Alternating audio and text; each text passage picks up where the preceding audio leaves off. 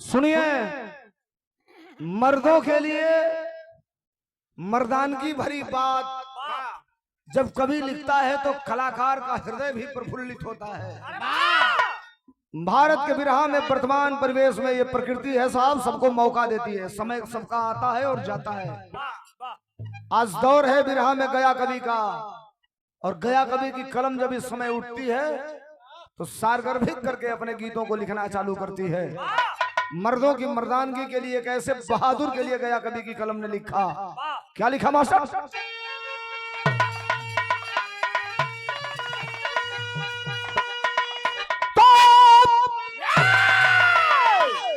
तो जिस दिशा में गया वो दिशा हिल गई मैदानी, जिनके खंजर के आगे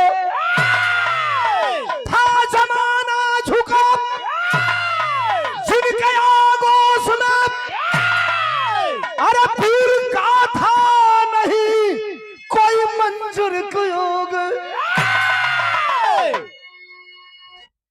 फिर क्यों वंचित है अंकित न इतिहास में। अरे सच कहूं तो जमाने के बादल फटे, हर चुनौती कसौटी से नापेंगे हम, सोलंकी गया पग न पीछे हटे।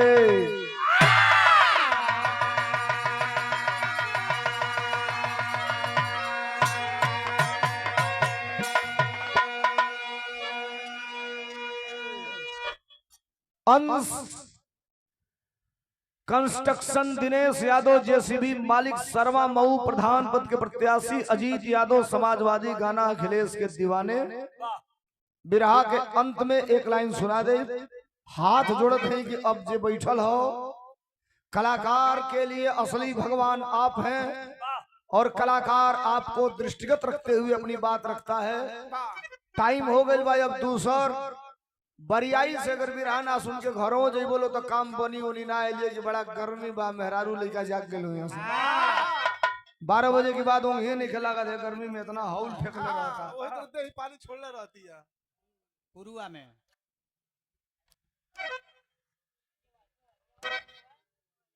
हर चुनौती कसौटी से नापेंगे हम, सोलंकी गया पग न पीछे हटे, केवल सारांश बिरहा में गाऊंगा। एक ऐसे बहादुरों की कहानी है, जरा सुनिएगा। बिरहा में बड़ी शानदार गजल लगल। कौन गजल? हटो मास्टर।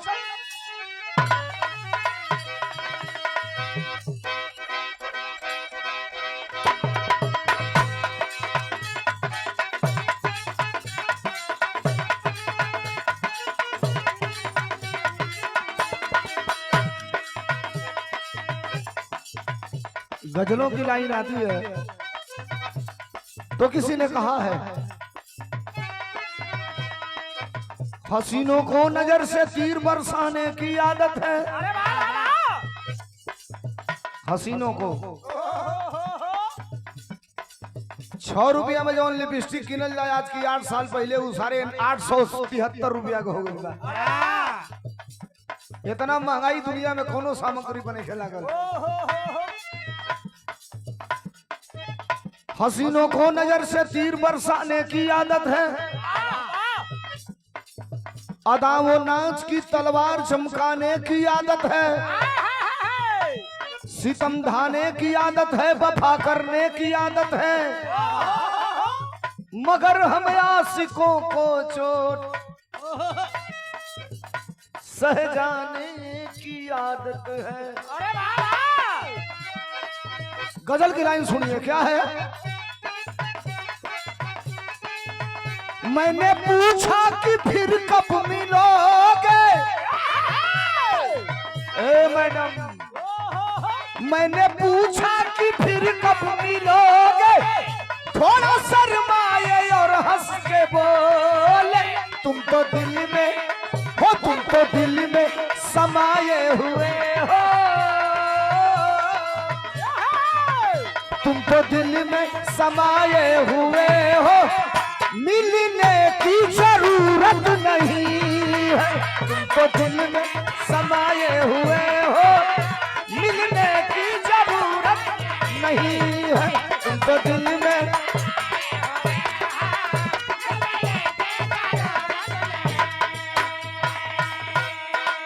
भैया भैया साहब लोग जब भी तनी बैठल बिरहा के सुनत हो ईमानदारी से कहते हैं तनी सब बैठ के बस मिजाज बना ली हलो नौजवानों उठ बैठ ना हो बिरहा के कैसे बहादुर की बात कर रहा हूँ किसका वो जिनके तेगा से अंगार पर से जिनके तेगा से अंगार पर से जिनका पौरुष का कोई ना जोड़ा पीर मोहबा के सानी बड़े थे वो पीर मोहबा के सानी बड़े थे रथ पे रहती थी दुर्गा भवानी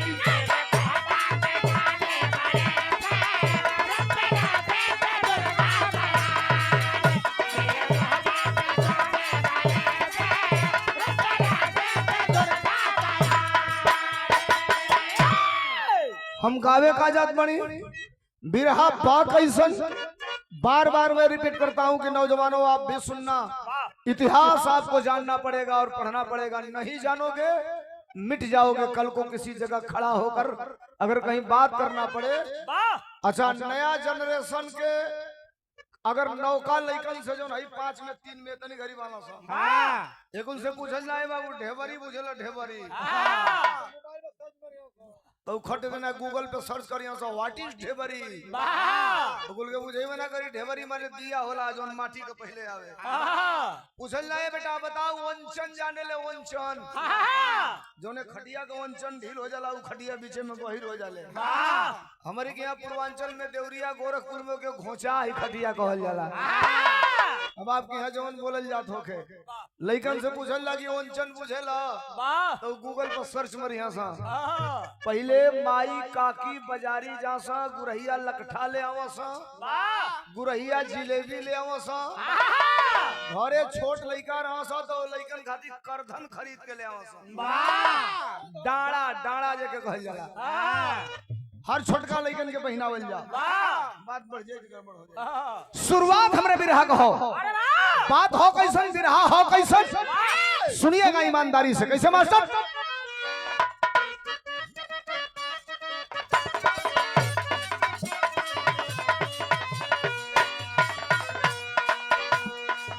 वंश की बेल बढ़ती वंश की नजाकत से वंश का नाम होता वंश की हिफाजत से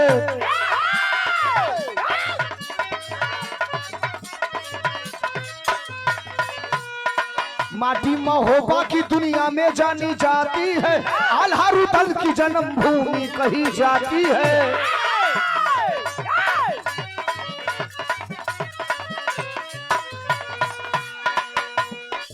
कहानी कब कहा लगा दरबार एक दिन माहिल की निगरानी में लगाए आग मामा मौका पाके पानी में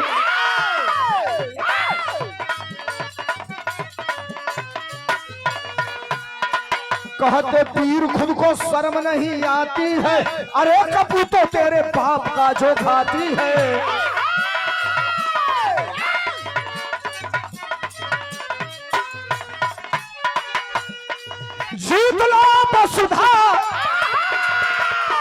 जीत लो वसुधा नहीं उसको मार पाओगे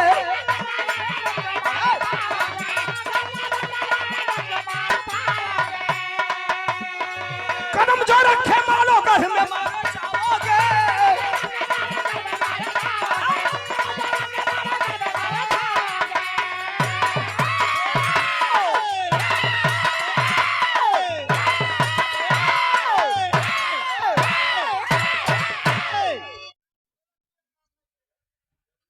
काम तो कर 20 तारीख ले लगातार इतना ताकत कहाँ से आ गई बच्चा तोरी में महोबा का रहे वाला सुनिएगा दो जवान दोनों भाई सगे भाई एक का नाम आल्हा एक का नाम रूपल एक दिन के बाद हम महोबा में दरबार लगल हो और दोनों भाई आल्हा रुदल का एंट्री भइल हो फिल्म देखते हैं आप सामाजिक स्तर पर दो तीन चीजें तो प्रचलित हो गई है। हम अभी आपसे पूछे महाभारत की लड़ाई कितने दिन चली, लोग नहीं बताएंगे। अभी पूछे कि उर्फी जावेद का आज का ड्रेस किस कलर का था, एगो नया हीरोइन आई है जिसमें उर्फी जावेद, तो कपड़ा से मोहब्बत ना हो भैया। कहियो गोभी का पत्ता पहिरी, कहियो टमाटर चिपकाई, बार उर्फी जावेद ओकर भाई आगे चलो खुरपी जावे देखो जेंट्स। वाह वाह सारे कहाँ दुनिया जाई भगवान मालिक हो। महोबा का रहे वाला दू को वीर नाम आल्हा या रूदल। एक दिन महोबा में दरबार सजल है, दोनों भाई का एंट्री भइल है। इसे जनता एकदम तरतर तरतर तरतर तरतर ताली बजावल चालू कैलस।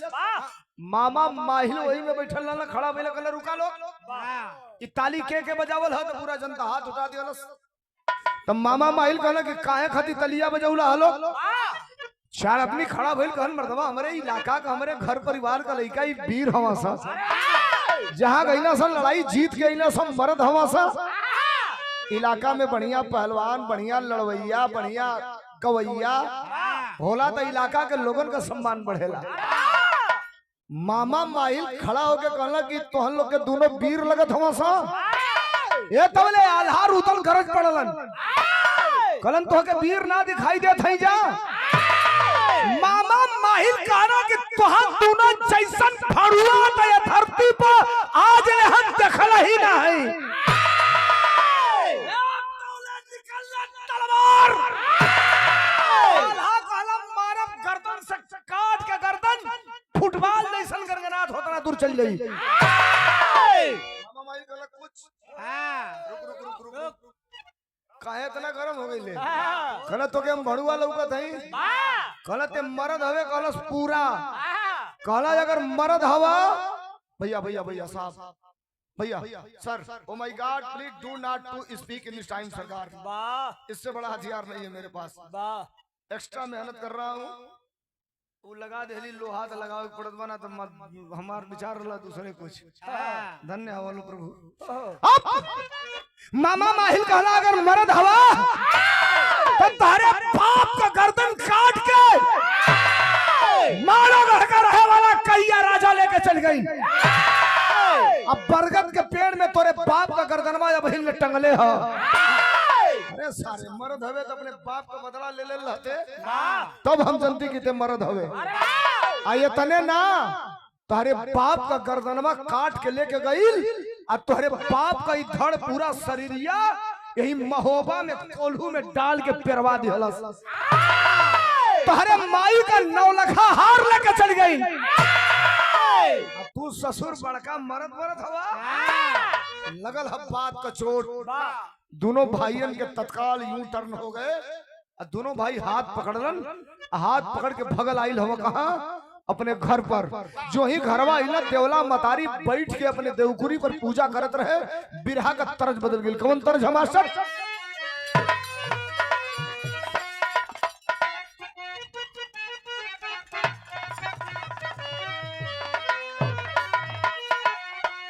तनी सा हारमोनियम का लेवल बढ़ा दिया भैया, हारमोनियम वाला थोड़ा सा।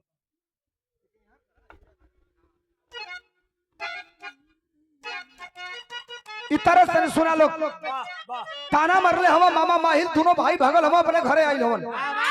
ए रुचि तीन तरह का तरज होले गीत।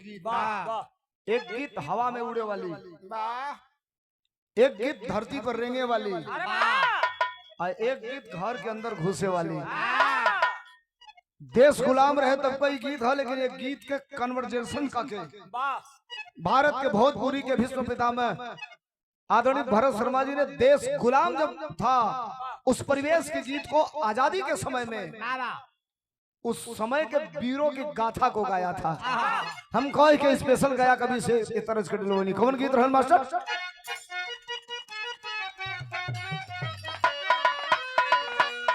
गीत में के खौलत खून रहल नस नस में, अरे खौलत खून रहल नस नस में, अरे देख के गुलामी, अरे देख के गुलामी जवानी पाकल मोछिया पर आइल कुंवर के, जवानी पाकल मोछिया पर आइल कुंवर के। चल लगा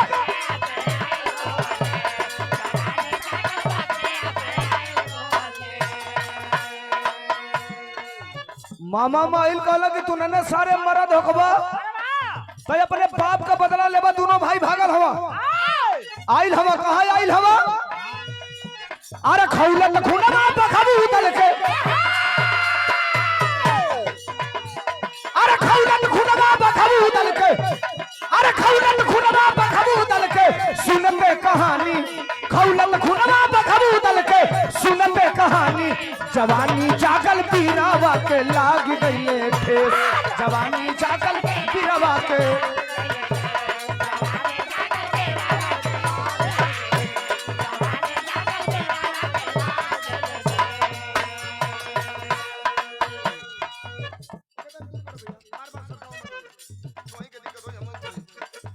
भगल हवा दोनों भाई आया रुदल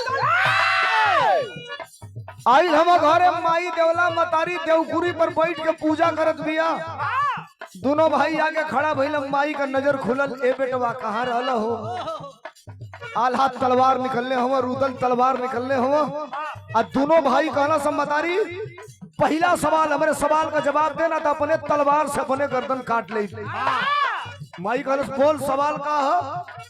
तयाला कहला ए माई बताओ हमारे बाप का हत्या कैसे भइल? अगर हमारे बाप का हत्या भइल तो कइल के? ए छोड़ के पूजा खड़ा हो गई।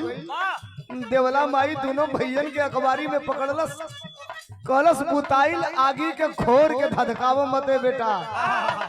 अब आल्हा कहला कि ना बतइबे तो अपने गर्दन काट के यही जब मरब।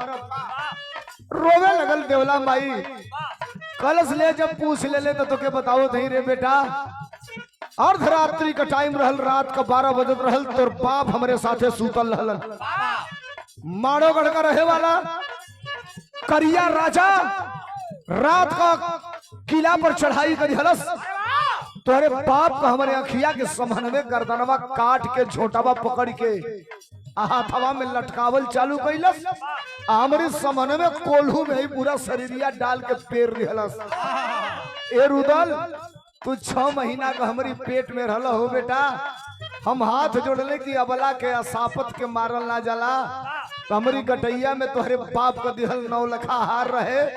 तलवारवा लगा के ऐसे नचावत निकाल के उ 9 लखा हरवा तोहरी बाप का मुड़िया लेके चली गई करिया राजा।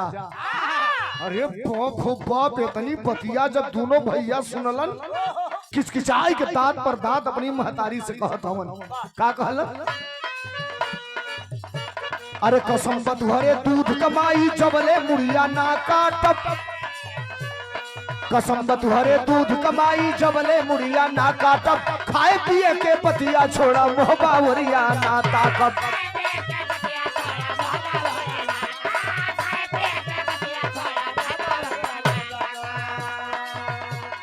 कसम बतुहरे दूध कमाई जबले मुड़िया ना काटब। खाए पिए के पतिया छोड़ा मोह बावरिया ना ताकब। तब चमचमात देगा खींचे है, अरे चमचमात देगा, अरे चमचमात देगा खींचे है म्यान से अपने सानी। चमचमात देगा खींचे है म्यान से अपने सानी। जवानी जागल जोगलावा के लाग गईले ठेस।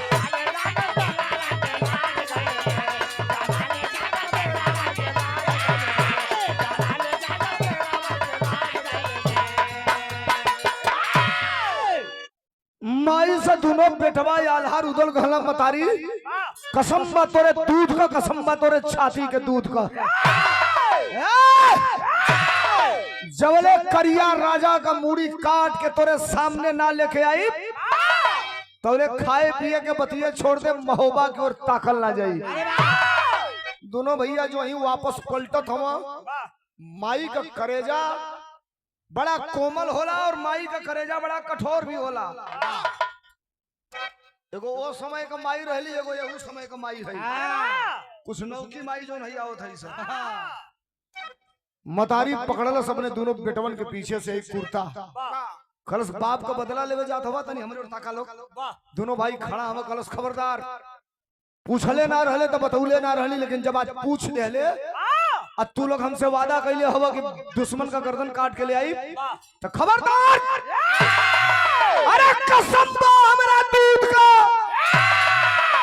जबले करियवा का मूड़ी ना कटिहा महोबा में नजर ना देखिए लोग ना काट पाई हो तो अपने तलवार से अपन गर्दन काट के उन्हीं मर दिबिला जाई हलो हम जानब जैसे हमार सेनुर धोवा गईल वैसे हमरे कोख का दुगो हीरा धोवा गईलन लाठी गणासी भाला बंदूक फरसा कट्टा गोली का चोट दवाई मरहम पट्टी हुई तो ठीक हो जाई बात का चोट जब करेजा में लाग जाई तो दुनिया में कोनो डॉक्टरे ना हो जो कर दवाई दे दे वही तावा बजे से पापड़ कलहरल जाला वही कलहारी सारे न नरम होके दी न टाइट होके दी लगल है बात का चोट दोनों भाई चल जाना अपन अपन घोड़ा लेके आल्हा रुदल तैयारी कैले हम माड़ो गढ़ का रुदल कहना भैया अगर ये भेष में चले जाई करियवा पहचान जाई मिशन फेल हो जाई दोनों भाई भेष बदलने हलो बिरहा में तरज बदल गई कौन तरज हमार सब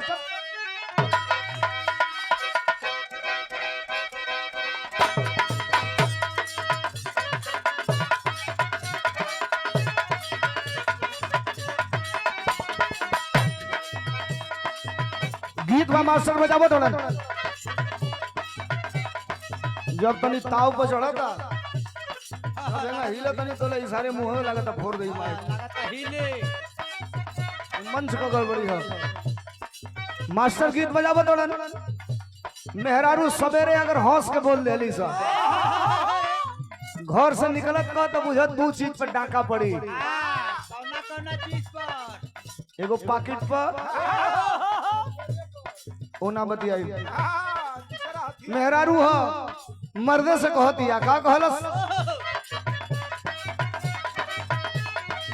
एहो बलमुआ कमाल करिले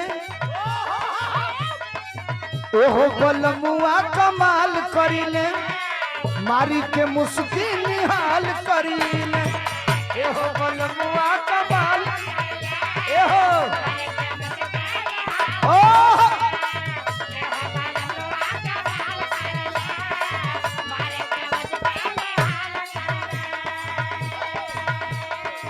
एहो बलमुआ कमाल करिले मारी के मुस्की निहाल करिले आरे रउआ त झूमा चाही राजा जी कौन हाल में राजा जी कौन हाल में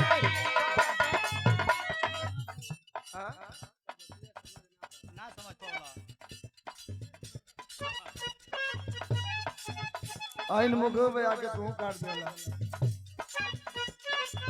एहो बलमुआ कमाल करिले मारी के मुस्की निहाल करिले रउआ त झूमा चाही राजा जी कौन हाल में राजा जी कौन हाल में जुल्फिया है बलमुआ राउर जुल्फिया है बलमुआ राउर बड़े हमारा गाल में जुल्फिया है बलमुआ राउर बड़े हमारा गाल में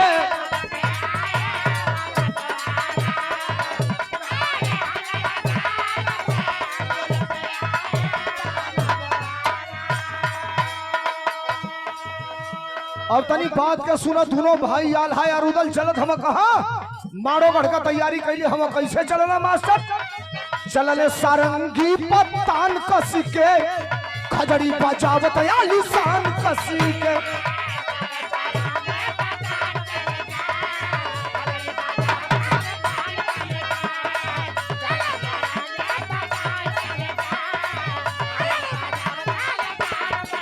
एक मिनट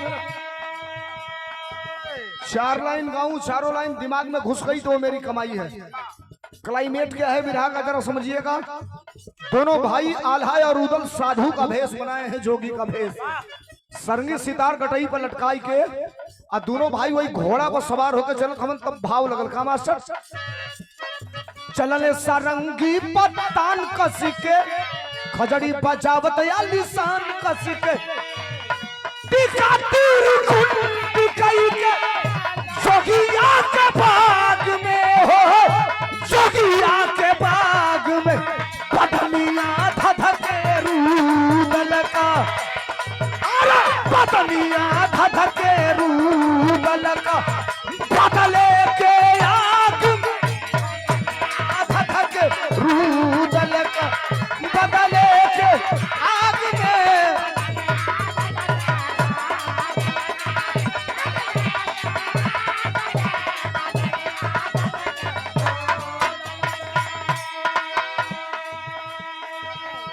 सत्तर % विरहा खत्म है और यहाँ के बाद विरहा की मेन हिस्ट्री चालू हो जाएगी।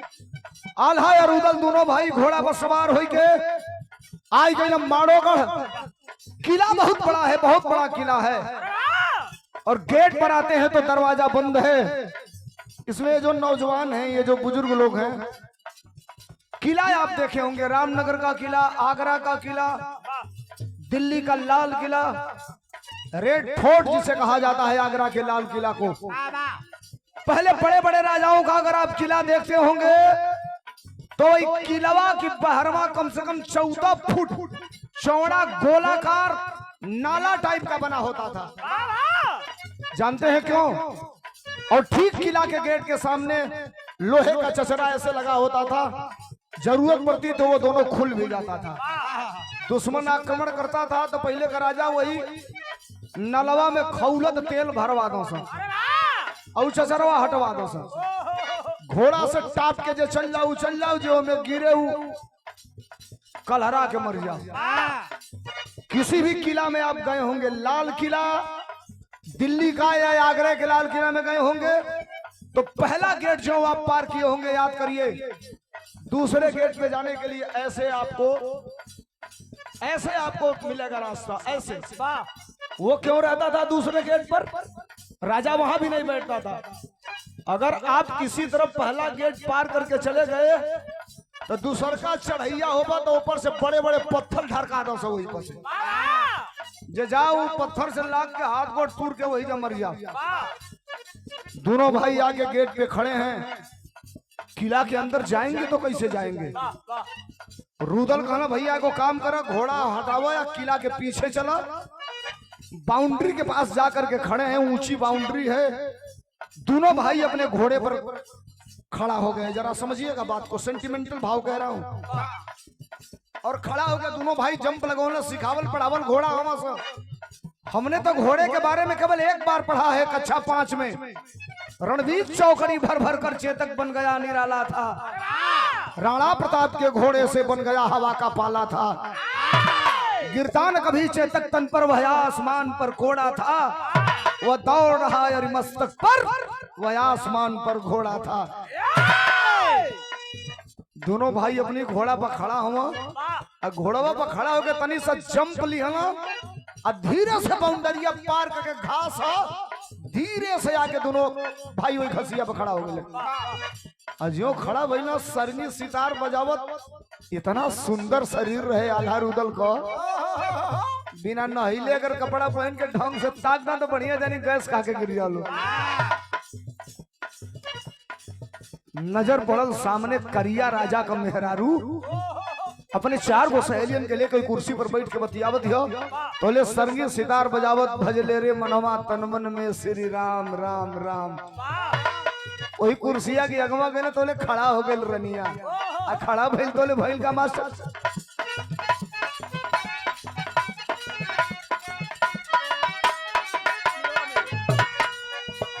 अरे किलावा में घुस गईले, किलावा में घुस गईले, गावता भजनी।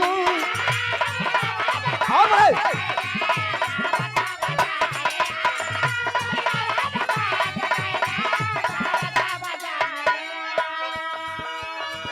रानी का मान मोहलस, रानी का मान मोहलस, मोहनी रजनी।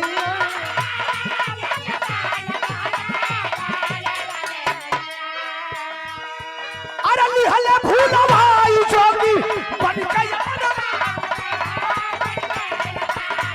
पतनिया धधक रूदल का, अरे बदनिया धधके रूदल का, बदले के आग में बदनिया धधके रूदल का, बदले के चाल बना के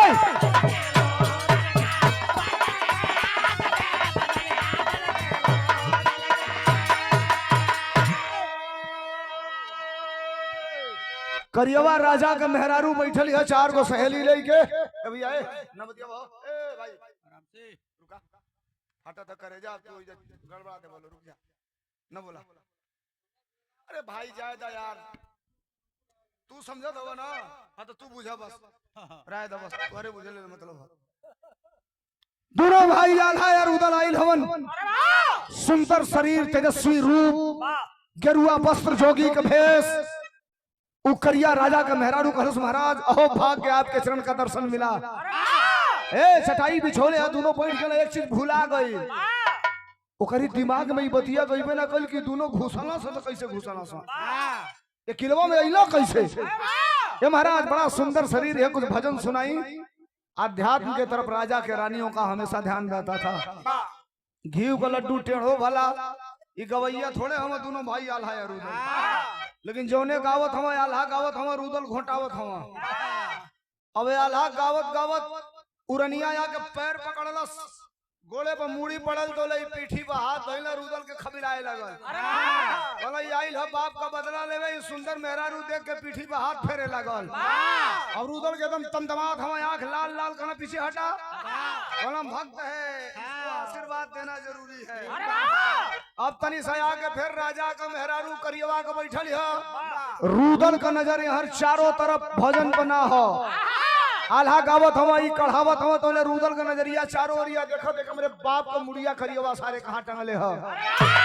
बोले बिरहा फंस गई, बिरहा का तीसरी तरफ लग गई। कौन तरफ हमारा सब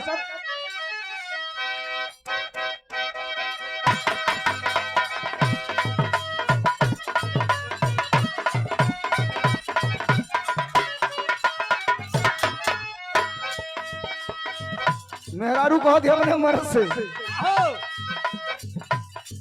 अरे देखे भी ना, अरे देखे भी ना, ये को पल रहलो ना जाना, राजा जी सूरतिया तोहार हो।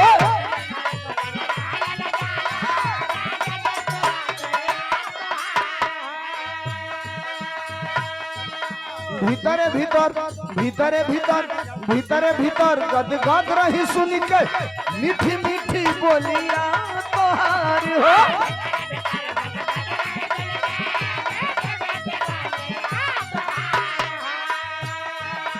देखे भी ना ये को पल रहलो ना जाला, राजा जी सूरतिया तोहार हो। भीतरे भीतर गद गद रही सुन के, मीठी मीठी बोलिया तोहार हो।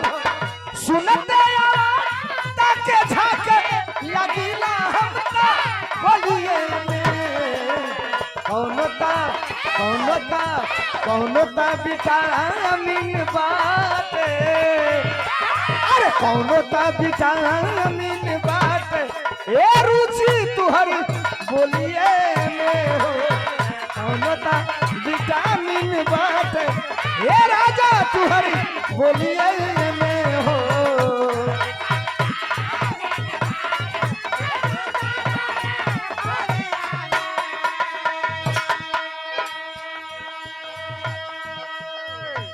ये बबलू विश्वकर्मा है,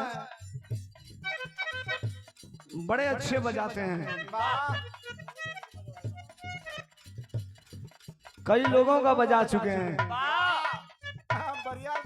हारमोनिया। बबलू बड़े दिलदार व्यक्ति हैं, रुचि के साथ संगत कर रहे हैं और ईमानदारी से इच्छा है कि रुचि शिखर पे जितना ऊंचा जाए। बबलू को सहृदय धन्यवाद, आभार। ये कई सौ रुपयों का पुरस्कार, एक बार तालियां बजाकर एक कलाकार के लिए सम्मान कर दीजिए आप लोग, जोरदार तालियां हो जाए। 100 रुपयों का आशीर्वाद गोलू फुटवेयर, चोरपा कलाम मऊ की धरती से प्रोपराइटर आयुष यादव, हमारे भैया की तरफ से बहुत बहुत धन्यवाद। रूदल आल्हा भजन गावत हमार रूदल का नजरिया चारों ओर नाचत हो, तौले अंजाम का निकलल रुदल का नजरिया घूमत घूमत घूमत घूमत एगो पुरान बरगद का पेड़ हो, एगो करिया चीज छोटी चुकी ऐसे हुई बरगदवा की पेड़वा पर लटकत हो, सिकुड़ गई हो। तोले एकदम बैठ के रुदल होके तकला, दो चार गो बार बार लौकल है बार, कहना बस कर ये हमारे बाप को खपड़ोइया है मुड़िया है। तब मुड़िया के अरे मुड़िया के देखे जब रुदल जवानमा, अरे मुड़िया के देखे जब रुदल जवानमा, टांगल रहे बरगद के डाल हो।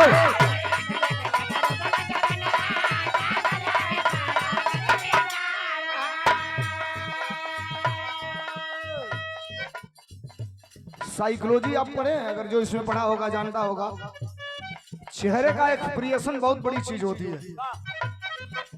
आप आनंदित भाव में हैं, अगर आपको पास्ट 3 टेंस होता है, पास्ट, परफेक्ट और फ्यूचर, भूतकाल, भविष्यकाल, वर्तमान काल।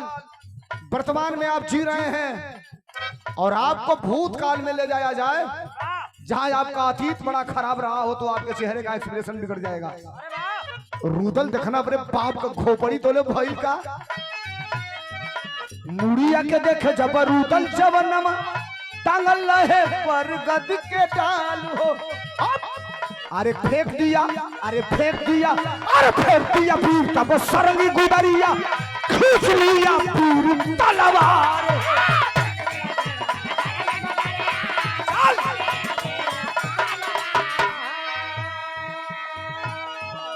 दादा आल्हा औरनिया का हाथ पकड़ के, कहिया का साधु कहिया का जोगी लगना, हाथ देखे तोरी करम में लिखल का बा। मेहरारू श्रृंगार रस में हो गई है, मन इनहू के पिघलल चालू हो गई, तो रुदल कहला कि तू जाके मेहरारू में सट, हम जोने काम खाती आइल बनी उहे काम करब। आही दादा रुदल के जो ही नजर खोपड़ी पर पड़ल अपने बाप के, और जो सरगी सिदार उदरी गुदरी पहले रहने निकाल के फेंकला, खींच लेना तलवार, और जो ही तलवार खींचला रनिया का नजर पड़ल रुदल पर। कहला सरे ए तुम कौन हो? कहला रुदल। और जो ही रुदल से बतियावे लगल तो ले आल्हा का नजर पड़ल के, अरे बाप रुदला तो पैंतरा ले लिहलस।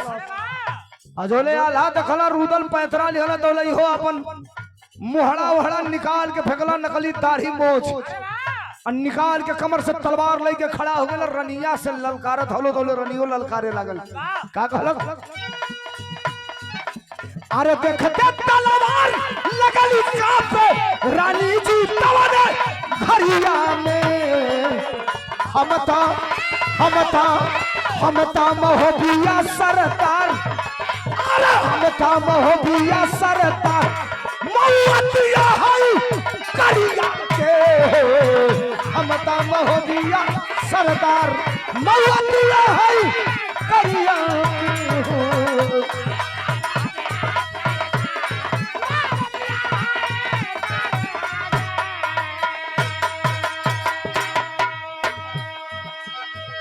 साहब मेरे बात पर जरा दिमाग लगाइएगा, आप बिरहा का मेन पॉइंट आपके बीच में रखने जा रहा हूं। दोनों भाई तलवार निकाल कर खड़ा है, करियवा का मेहरारू खड़ा भइल कर, उस खबरदार ए तुहने का आल्हा रुदल हवा सा। भाषा बदल गेल, अबले महाराज कहत रहलियो, अब रेटे पे उतर गए। तुहने का आल्हा रुदल हवा सा, निकाल के तलवार दोनों भाई कहे कि खबरदार मैं ही आल्हा रुदल हूँ। कलश अगर मर्द हवा तू लोग आला कल देख, ये बतिया मामा महिला कहले रहे कि तोनी का मर्द ना हवा सा, आई करियवा का मौगियो कहती है मर्द हवा तोनी का। कलश बोल बोल बोल बोल, कलश अगर मर्द हवा तू लोग तो मर्दे का काम कैले रहता से तहनी का गद्दार निकल गई सा। करिया का मेहरा रुका कहलस, अरे पीर होके ढोंगी बनल, दिलवा का राज जनल,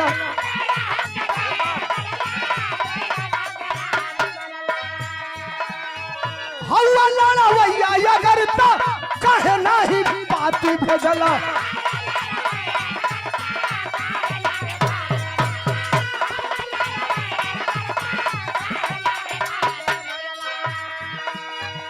तवले खबरिया लागी गईली महल में राजा करिया के हमता महोबिया सरदार महुअतिया है महोबिया सरदार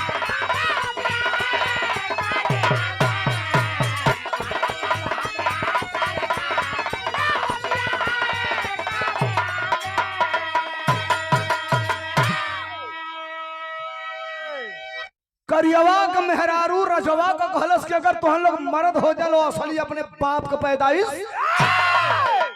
तो डंका बजाई के हमरे महल में हमरे पति के चिट्ठी भेजले रहता लोग कि तो से युद्ध लड़े के बाद जगह का चुनाव कैले रहता लोग हमार पति खड़ा रही तू लोग खड़ा रहता मर्द रहता तो लड़ लेता सा ये तो भड़ुअन का काम है हिजड़ा का काम है वही बातचीत दोनों आल्हा रुदल अब करिया की मेहरारू में होत रहल तबले 4 गो दसिया भागल गईली सा करियवा पूजा करत रहल कहला से कि तू पूजा करत हवा बनिया दुगो तलवार लेके घुस गइल हवा सा देखा नहीं तो तोहरे मौगिया के उड़ा के मत लेके चलना सा करियवा फेंकला अगरबत्ती कहलस कौन हरे सारे चोर के घर में ढिढोर बांध के लूटे चली आई भागल हो सेना बुलाओ हाथी बुलाओ घोड़ा बुलाओ हनहनात घोड़ा चोखरत हाथी जब वहां से चलल है सा आला कहला पट्ठे अब का होई रुदल कहला पहला काम कर सनाक जहर घोड़ा हम सब हर बाउंड्री की ओर चला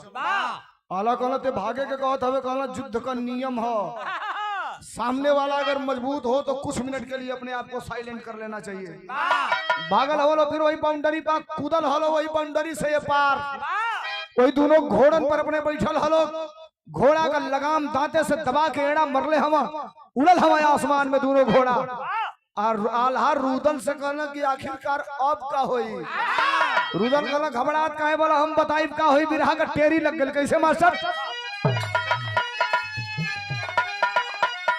कहला के चुकाइबे हम बाबू का बदला अरे चुकाइबे हम बाबू का बदला लाश पर लाश गिरी लसियन का ढेर लगइबे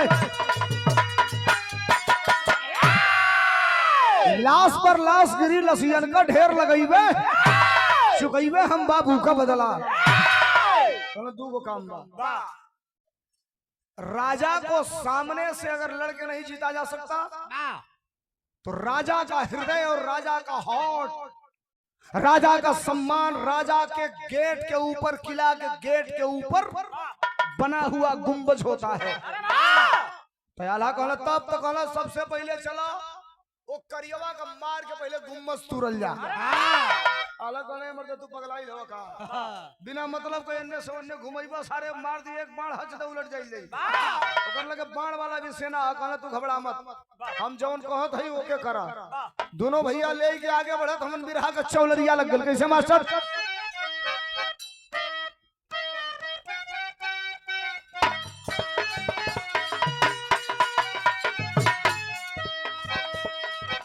हम कहले साजी के तो जूस काहे पियत है गोरिया दिन भर कई के कटिया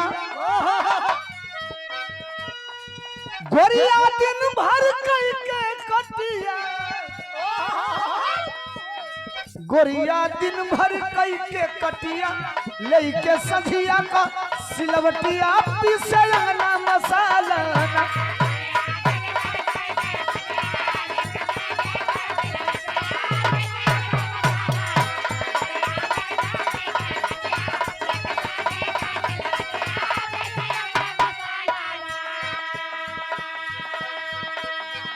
अब रुदल आल्हा से कहना कि भैया सुना भैया कौने बात का शंका अरे भैया कौने बात का शंका तब भैया कौने बात का शंका बनी है मारो गढ़ लंका डंका मोहबा के बजी है ना भैया कौने बात के बनी है मारो गढ़ लंका डंका मोहबा के बजी है ना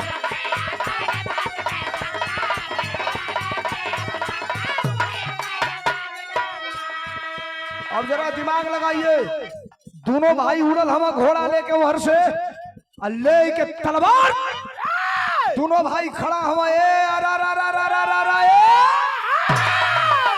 वही गुम्बज को दोनों ओर से मरना। करिया राजा के गेट का गुम्बज कटल, गिरे के बाहर गिर गई अंदर।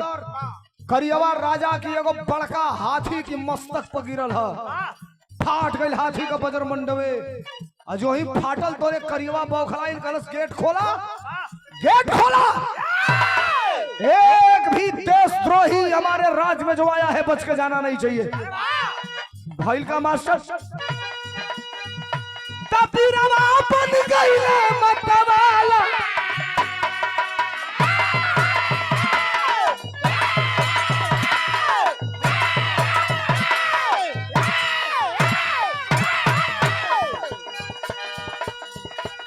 तपीरवा बन गई मतवाला, लेके चलले बरछी भाला। अब भाई सुना, इतनी बड़ी बात बिरहा में बताऊंगा, सुनिए। शायद ये बिरहिया नहीं बताएगा, 1.5 से 2 मिनट और बिरहा बचा है केवल। आल्हा रुदल अकेले नहीं थे, यहां तक तो अंदर 2 अकेले प्रवेश किए थे, बाहर गए तो पहले से जिनकी योजना थी उनके साथ लड़कौन रहा था। संग में मलखाट भातीवारी,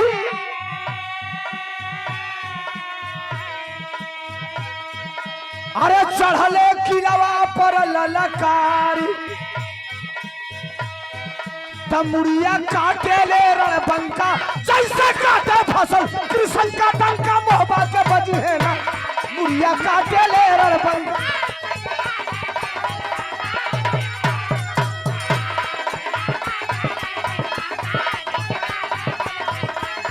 आजा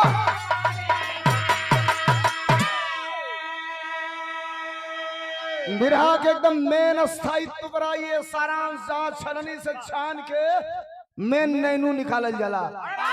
चढ़ गई वही किलवा पर गर्दन जो ही खच खच खच खच दोनों ओर से तलवार चलती है। ऐसा और से करिया राजा स्वयं सेनापति जब मार दिया गया उसका, तो लड़ाई का नेतृत्व करते हुए हाथी पर बैठा और लेकर के भाला चला है और ललकारते हुए कहा कि खबरदार, आज तेरे अंतिम इच्छा यहीं दफन की जाएगी। जिस तरह तेरे बाप के गर्दन को बरगद के पेड़ में टांगा हूं, उसी तरह तुम दोनों भाइयों के गर्दन को काटूंगा। अरे भैया जो ही करियवा लेके चलल तौले तनी रुदल दहशत में हवा। आल्हा का नजर यही भंडार कोन के तरफ भइल, अपन घोड़ा घुमा के नजर बंद कैला मैहर वाली भगवती के याद कर दिहला। निकलना अपन तलवरिया, अब वही घोड़वा पर ऐसे पैरवा ऐसे मोड़ के पिठिया पर रखला, अब पिठिया पर रख के तलवारवा सही गर्दनवा अपन जंघवा अपन चीर दिहला। आ जो ही चिरलन रकत का धार बहे लगल तोले काने पर हाथ लगौलन, लगाई के चिल्लाए लगलन कि रखी हा रखी हा मोहबवा के पानी, रखी हा मोहबवा के पानी। अरे जय हो दुर्गा महारानी।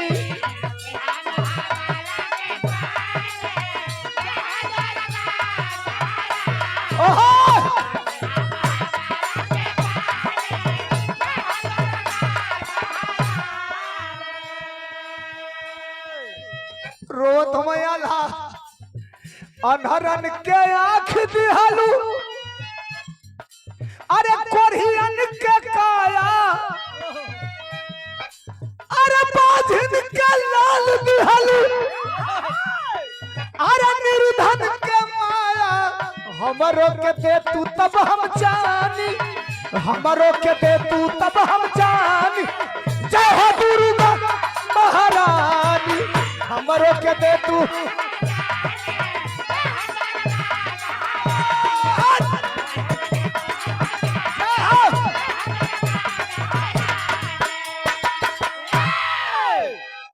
चिल्लात हम आल्हा कहला जब जब जरूरत पड़ल रकत का धार तो के तूर के पियौली है मतारी। आज या तो ये जोधन का लाश जाई महोबा में और ना तो महोबा का मस्तक काटे वाला का मस्तक जाई महोबा में। निर्णय तो के करे के हो। हर हर हर हर माई मैहर वाली भगवती का तेज चलल हो। रुदल तनी जब नर्वस रहना एकाएक शरीरिया में उनके करंट दौड़ गई और जो ही करंट दौड़े तो ले के तलवार खड़ा हुआ आधा कहला रुदल अब चढ़ जा। हर से करिया राजा भाला फेंकलस हो। दोनों भाई वो भाला से बचलन और जो ही बचलन तो एकदम सेकंडों में दोनों भाई का घोड़ा उड़ल हो। अजाई के करिया राजा के हाथी के दाहिने या बाएं खड़ा हो गई ले के तलवार दोनों भाई गरजत हवा लगे आल्हा पे हचाक द गर्दन काट दिया लगे रुदल काट दिया। बोले रुदल कहला खबरदार शिकार हमार हो। आल्हा कहला कैसे तो रुदल कहला जब हम अपने माई के पेट में 6 महीना कर रहली तब्बे ही हमारे बाप का गर्दन काट के लेके चलिए सारे शिकार हमार हो। लेके भगवती का नाम तलवार हचाक करिया का गर्दन कटल मुड़िया नीचे गिरे वाला हाथ तो लगमिया घोड़वा का दतवा से दाब के एक हाथ तलवार ले ला निहुर के छोटा उठा लिया आला कहला बाजी मार लेला कहला तो एक चीज और ले चले के तू ले ला आ तोले रानी दूर से खड़ा है जौने राज्य का राजा मरा जाओ वो राज का प्रजा या सेना लड़ी भैया भागत भागत कोनो का मुंह फूटल कोनो का हाथ गोड़ टूटल अतोले करिया राजा के मेहरारू के लगे ले जाए के गर्दन पर तलवार सटौला आल्हा कहला हमरे माई का गर्दन तुहार मर्द ना कटलो समऊ ना काटब अंतरी है कि हमरे माई का नौलखा हार तोहरे गर्दन में हो तलवारवा ऐसे पेसला ऐसे निकाल के वही तलवारवा में नचावत घोड़ा का लगाम दांते में दबलन और टपाई के बाउंड्री और दोनों भाई चल दिहलन। एहर देवला का कंडीशन देवला माने आल्हा रुदल का माई जब से ही आइल हम सब तौले देवकुरी मुड़ी पटकले है वही ना मुड़ी उठौले ही ना है आ तौले टप टप टप टप टप टप टप टप टप टप टप टप टप घोड़न के टाप का आवाज सुनाई दिहलस। माई समझ गेली तो हमारे अस्तबल का घोड़ा हम सा घोड़वा खलिहा आवत हम सा कि हमारे बेटवन का डेड बॉडी लेके आवत हम आज हमारे बेटवा जिंदा आवत हम सा भैया हो। तब तक आल्हा या रुदल आय के अंदर प्रवेश कर लो। माई अखिया बंद करके मुड़िया पटकले है तो ले के रुदल करियवा का मुड़िया ऐसे छोड़ो फट से दे पड़ल खून का छींटा माई देवला के मुंह पर पड़ल।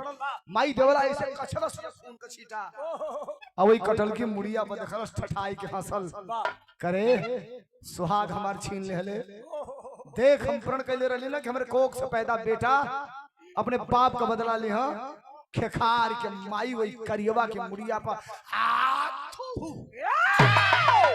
थुकला सिया वही करियवा की मुड़ी पर देख हमरे कोख से पैदा बेटा तोरे गर्दन के काट के लाके हमारे सामने खड़ा कैले हम बिरहा का मेन सारांश मेन पॉइंट मेरे गाने का मतलब क्या है आपके बीच में रखने जा रहा हूँ बिरहा के खड़ी में कैसे मास्टर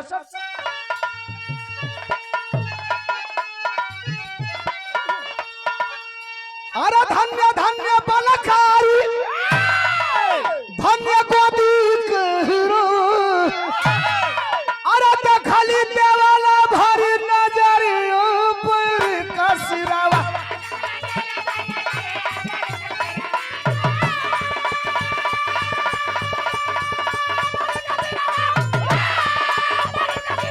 अच्छा बहादुर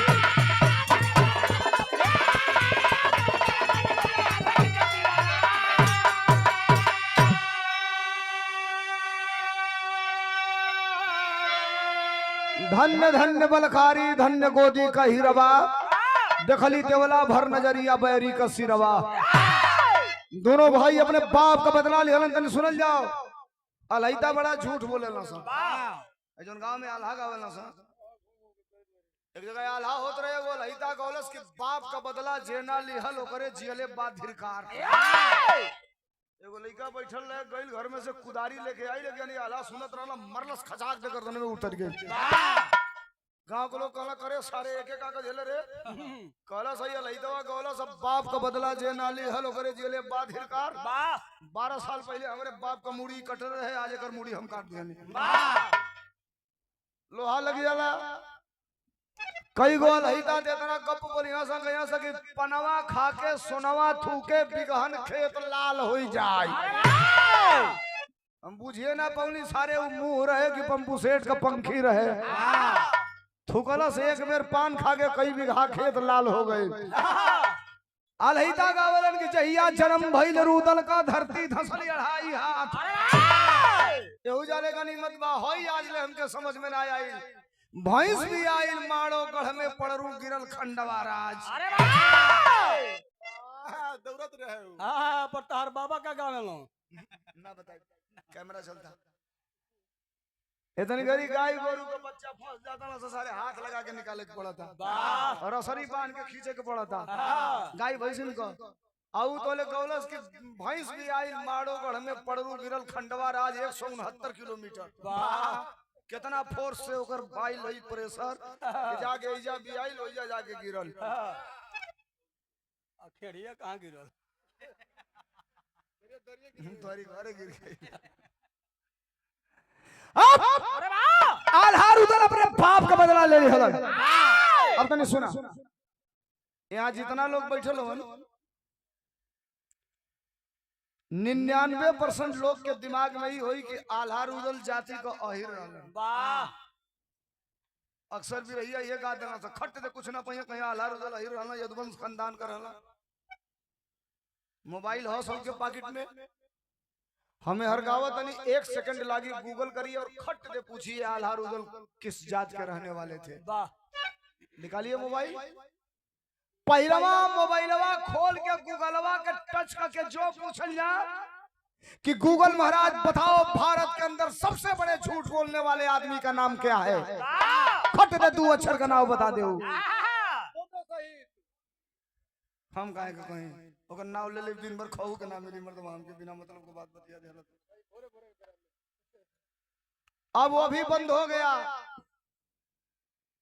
कोरोना का सर्टिफिकेट देके मिले ओमे दाढ़ी वाला महाराज जी का फोटो मिले कि नरमा सर्टिफिकेट में जौन टिकवा लागल है जब से ही पता चलल है कि जिन जिन की सरकार सुई हुकवले वालों बूस्टर डोज वाली हार्ट अटैक होता हच दे आवता हार्ट अटैक का गच दे मर जाता लोग हॉस्पिटल में जाए का मौका नहीं मिलत 15-20 गो लइकन का तो हमारी आंखी के सामने बियाह कट गई खाली सुई लगवले से एगो हमारी घरवा के बगलिया में माना प्रसाद जी बुजुर्ग हम बेचारे बड़ा सम्मान करीला कई बार हमसे कहला नेता बाबू जइया खाली रहत अइया तई चले के बाद नतनिया के बियाह तय कैले बनी होई जा संजोग से 2 दिन बिरहा ना रहे कहली चलो चलिए चली तो गाड़ी में ऊ बैठल हम बैठली गईली जा जोने गावे गईली जा गांव भर हल्ला हो गई सोलंकी आइल बा पूरा गांव का लइका जुट गेल सब हम खुश रहली आज खाली बानी क्योंकि हितई आइल बानी चाय पानी होत रहे तई बुढ़ऊ कहना लइकवा के बाप से के महाराज 5 लाख रुपया के दे दिल बानी 11 लाख में बिया तय बा 6 लाख रुपया इन नेता बाबू के अकाउंट से रउरी अकाउंट में ट्रांसफर होई हम कहीं चलो हम कह दे कोनो दिक्कत नहीं है अबे चाय नाश्ता करते माने जा तो लई बुढ़ऊ पूछत रह लइकवा के बाप से के महाराज अरे अब तो दिन बारी धरइबे करी बियावा तो होखबे करी अजवे दिन बारी क्लियर हो जाई वाह इन नेता बाबू के बिरहवा लिखवा दे वही में अपनी ओर से लेकिन तनी ये बताई कि कोरोना आइल है तो बाबू और कोरोना का सुइया उइया लगोले रहना कि ना लगोले रहना ए दादा तो कहे के लइका का बाबू बोलो लइका आके कहता नमस्कार पिताजी हम 3 डोज लगवा चुके हैं बूस्टरो डोज लगवा चुके हैं आ दादा बे चाह पियत रहलिया तोले काने में कहत ना बुढ़ऊ नेता बाबू जल्दी उठाई जैसे खटका हम कहले मर्दे भूख लागल बा भोजन करे के बाद तू कहत ला उठा कहना नहीं खाना होटल में खाई ले जल्दी हटा ऐसा ना तो गड़बड़ हो जाई जबरदस्ती हमके उठा देला आ लइकवा के बाप से कहत ने तनी चौराहा पे वो सामान छूट गेल बा आवे आवत नहीं जाम वाह जब गाड़ी में बैठली जा आधा रास्ता गइली हम कहली कहो खानावा काहे ने खाई देला चल देला कहना जाए तो नेता बाबू 5 लाख डांड गई साला इज्जत अभी इतने में ठीक बा इतने हमार नुकसान बा कोनो दिक्कत नहीं कि हम कहली का भाई कौन लइकवा के मुझे तो तीसर को सुइया लगवा ले लबा कब हार्ट अटैक आई मर जाई लइकी हमार रानी हो जाई ऐसे बढ़िया बा 5 लाख डांड गइल बजाए दे बियाह कइले के बाद हम फिर गड़बड़ा जाई कहां दूसर बियाह करब 80% लइकन का तीसरा सुई को बियाह कट गई। वैक्सीन बनाने वाले कंपनी ने खुद कहा कि जो कोविड का वैक्सीन आपके और हमारे अंदर लगा है वो नकली है। और रुचि नौजवानों की जितनी हार्ट अटैक से मौतें हो रही हैं वो तीसरे बूस्टर डोज के चलते हो रही हैं। तारीम क्यों निकल ना बोले तीसरा सुई जांच करवा ली है भाई निकलो हमन का तो खड़े ना लगोने जाओ हमारे आदरणीय नेताजी नहीं लगवाए अखिलेश यादव ने कहा नहीं ये सब नकली फकली है हमने को खुद ना देखिए भाई अगर तीसरा जो लगो लो हियो के मत ले आइयो लो बिराव दूसरा वो धोखा नहीं बांध के जाए लगो लो फंस जी बोलो गड़बड़ ठीक के कहलो कि तू ना लगवाओ लो। इस 100 रुपया का पुरस्कार अंकुर स्वीट्स एंड डेयरी मिल्क इत्यादि बरलाई मोड़ मऊ गोलू यादव भैया की तरफ से ये 100 रुपया देकर के सम्मानित किया गया। भैया के नमस्ते प्रणाम। दुनिया जाने ले आप लोग जाने लगे आल्हार उदल हिर रहलना साहब हम बताओ तनी आल्हार उदल रहना का तनी सुन लो मास्टर। अरे रखले बना भर निकालिए मोबाइल और सर्च करिए गूगल। भारत में एक चीज बड़ी खतरा हो गई है साहब हम अपने बच्चों का अभी बचपन नहीं देख पा रहे हैं तब तक हमारा बेटा जवान हो जा रहा है। 5 साल का लड़का जान रहा है अब कहां तक लिहाज कराएंगे। आप समझ रहे हैं कि हम ही होशियार हैं आप समझ रहे हैं हम ही होशियार हैं नहीं जो आपके बेटे के हाथ में मोबाइल जा रहा है तो सबसे होशियारका वाला चीज हुई वो खोलता। 5 साल का लड़का जाना था कि यूट्यूब में को बेर एक से डालत तो कौन चीज आई देखे खाती 5 साल का लड़का हो हंसी सब है मौत अम्मा हतारी ऐसा वाली सा लड़का रोवत ना सताउरी कुछ नहीं खींच पैसा रुपया नहीं ले मोबाइल खेल जो आधा घंटा खेल ले जो लेकिन आधा घंटा देखिए डिस्चार्ज मत हो के बैटरी अब में का खेलता है अभी के जाना था आई सारे ऐसा रद्द आई फेसबुक बा निमन का हैंगा चलावो सरकावत रहो के कहां बा हैंगा लौकता निमन का देखत देखत अपनी मन ने सारे में बौर का आ जाता वाह बुल्लू ओई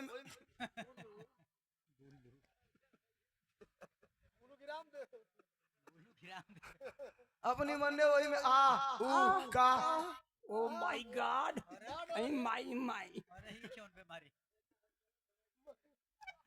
अपने आप आ जा रहा है ओके बैक करा तो बैको ने क्यों डायरेक्ट काटे पड़ा था ओके तब जाता बैक वाह आल्हार उदल अहिर ना रहलन आल्हार उदल कोने बिरादर करला मास्टर रखले बना भर जतिया से ताल्लुकात हो। वन में रहने वाली एक जात है जिसका नाम है बनाफर। बनाफर जात का रहने वाले थे लेकिन सबसे बड़ी बात बताने जा रहा हूं अगली लाइन में क्या रखले बनाफर जतिया से ताल्लुकात हो। अरे भाई ना बियाह बिना खूनी बरसात हो।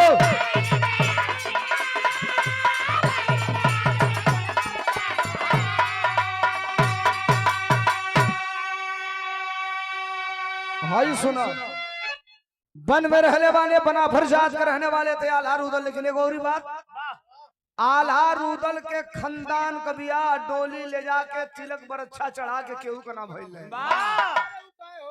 कारण कौनो लड़की वाला आल्हार उदल के खानदान में चढ़वे ना कर अपन बेटी के बियाह करे खातिर जानता नहीं सबे का है वो समय का आल्हार उदल दुनिया का सबसे बड़हन आदमी रहा। रुक जा बीच में लब्ध मत बोलियो दाव को बोलियो एकदम जुगाड़ को।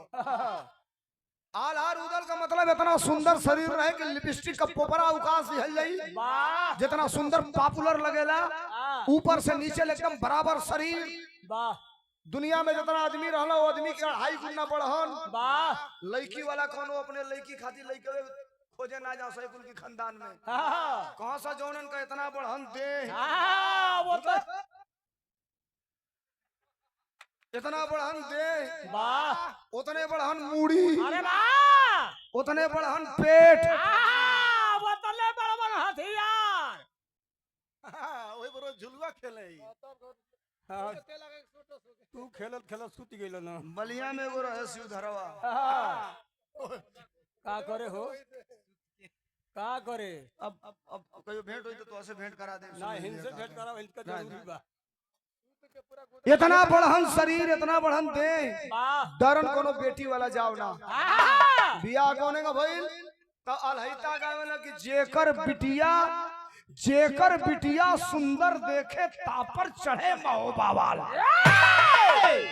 जब बियाह ना होगे तो जेकर बेटी बहन बढ़िया देख ना वाह के आल्हा रुदल हाँ, बस खट दे सेना लेके चढ़िया सो करीब राज पर वाह और राजा की गर्दन पर तलवार लगाना से कहा से कि बाछी दा ना तब बाछा का गर्दन कटल वाह लड़की के बाप कहा भैया ये बाछा रही है तो कई को बाछी आ जाए हाँ, ले जा ले जाए हम जियत रहब तो कई जानी के तैयार कर ले ले जाए बाछी की आल्हा रुदल के खानदान का कोनो बियाह वाह बिना तेगा तलवार का बिना लड़ाई का बिना पैगाम भेज के नहीं ना भई वाह ए लिए यो खानदान में कोनो बिटिया चढ़बे ना कइलन अमर हो गइलन आल्हा रुदल आज भी ई प्रमाण मिलेला माई मैहर के दरवाजे पर भोर के समय में आज भी आल्हा आवेलन आ एगो फूल चढ़ा के माई मैहर देवी के पूजा कई के जालन जब सवेरे पुजारी खिड़की खोलेलन वही माई का श्रृंगार करे खातिर पूजा करे खातिर तो एगो आल्हा के द्वारा चढ़ावल फूल आज भी मिलेला वो मैहर के मंदिर पर इस धरती का सबसे बलिष्ठ व्यक्ति रहलन इतिहास में कहीं नाम नहीं खे जानता नहीं समय का टेक्निकल बात बता रहा हूँ पहले जमाना में जितना खीसा होके तो खीसा होके कि एगो बुर्बक अहिर रहे वाह आ एगो होशियार पंडित जी रहलन वाह इ कब्बो खीसा ना बनौला सो कि बुर्बक पंडित जी रहला या होशियार अहिर रहे वाह जानता नहीं सबे का है खिसवा बनावे वाला उहे रहला सो वाह आल्हा और रुदल का इतिहास में कहीं नाम इसलिए नहीं है साहब देश को आजाद कराने में चंद्रशेखर आजाद, राम प्रसाद बिस्मिल, अशफाकुल्ला खां, राम प्रसाद बिस्मिल, राजेंद्र लाहिड़ी जैसे क्रांतिकारी नौजवानों ने देश को आजाद कराया। इतिहास में नाम है साहब, लेकिन कई हजार ऐसे लोग थे जो वतन के लिए इनसे आगे आकर के गर्दन को कटाए। उनका इतिहास में नाम इसलिए नहीं है, ये धर्मेंद्र सोलंकी अलग ऐलान करके कहता है, इसलिए इतिहास में उनका नाम नहीं है कि वो पिछड़ी जात, अनुसूचित जात और अनुसूचित जनजात के रहने वाले थे, इसलिए उनका इतिहास में नाम नहीं है। इतिहास लिखा उन्हीं लोगों ने। आल्हा रुदल अमर हो गई ना किताब में तो हमारी आपकी दिमाग में। बिरहा का अंतिम प्रमाण है कैसे मास्टर? गुरु बिहारी, गुरु गणेश, गुरु राम लाल गुणकारी, स्वर्ग बसे चंद्रिका, कवि बच्चन जी बने पुजारी। चुकई बे हम बाबू का बदला, चुकई बे हम बाबू का बदला, सोलंकी गया कभी दुश्मन के धूल चटई पे